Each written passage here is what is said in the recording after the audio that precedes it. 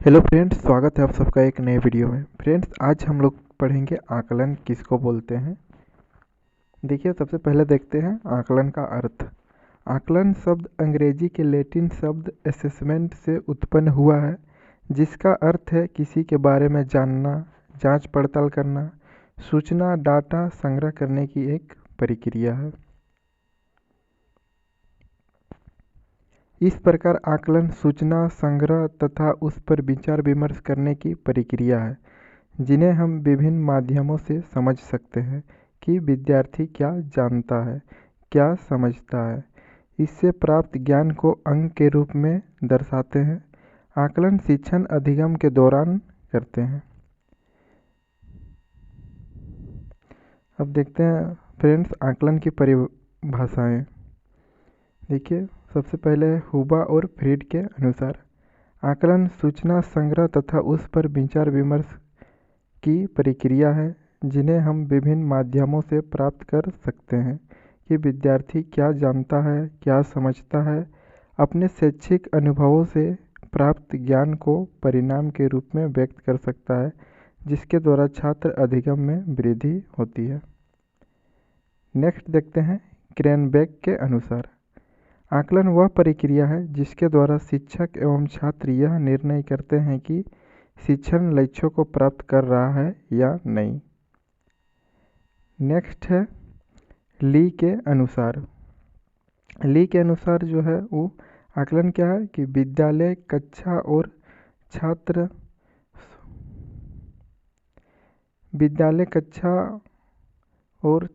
स्वयं छात्र छात्राओं के लिए निर्धारित किए गए शैक्षिक लक्ष्यों की प्राप्ति में छात्र की प्रगति की जांच ही आकलन है। अब देखते हैं आकलन की विशेषताएं। पहला विशेषता है आकलन एक व्यापक पद है जिसमें संरचनात्मक तथा योगात्मक यानी फॉर्मेटिव एंड समेटिव प्रकार के आकलन होते हैं। दूसरा है आकलन के अंतर्गत बालक के सभी पक्ष शारीरिक, मानसिक, नैतिक आदि आ जाते हैं।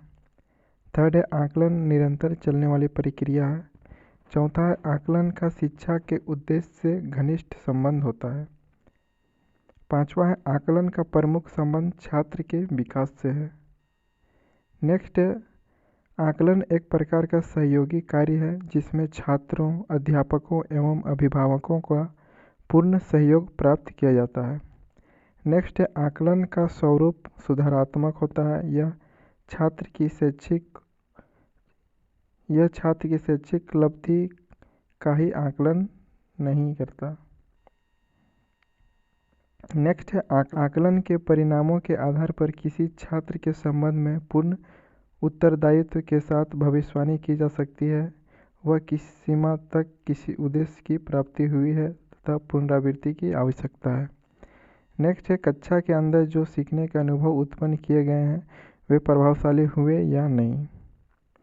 नेक्स्ट है आकलन के उद्देश्य। पहला उद्देश्य छात्रों की कमियों को जानना और उनका निवारण करना।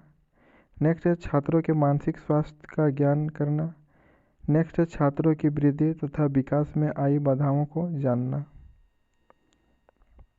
नेक्स्ट है आकलन के द्वारा छात्रों को पृष्ठपोषण प्रदान करना। नेक्स्ट है छात्रों के अधिगम संबंधी कठिनाइयों को जानना। अब है आकलन के महत्व। आकलन द्वारा विद्यार्थियों के अधिगम क्षमता को बढ़ाने मूल्यांकन हेतु निम्नलिखित महत्व है। पहला महत्व है आकलन के द्वारा शिक्षण प्रक्रिया को प्रभावी बनाया जा सकता है। दूसरा है आकलन से शिक्षक एवं छात्र के स्वयं मूल्यांकन के लिए महत्वपूर्ण योगदान है।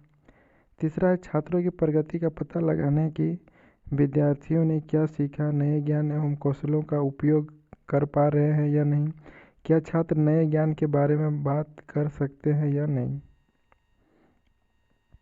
नेक्स्ट फ्रेंड छात्रों के विभिन्न क्षेत्रों के मूल्यांकन में जैसे छात्रों की समझ, अधिगम की प्रगति को जानने, शिक्षक की शिक्षण विधियों में सुधार, छात्रों का कक्षा में उचित स्थान निवारण करने में उपयोग या महत्व। नेक्स्ट है आकलन का प्रयोग कर बच्चों के समस्याओं का अध्यापक समझ सकते हैं एवं उसके समस्याओं को दूर कर सकते हैं। नेक्स्ट है आकलन का महत्व यह भी है कि बच्चों के अधिगम प्रक्रिया में तेजी आती है। अब देखते हैं निष्कर्ष।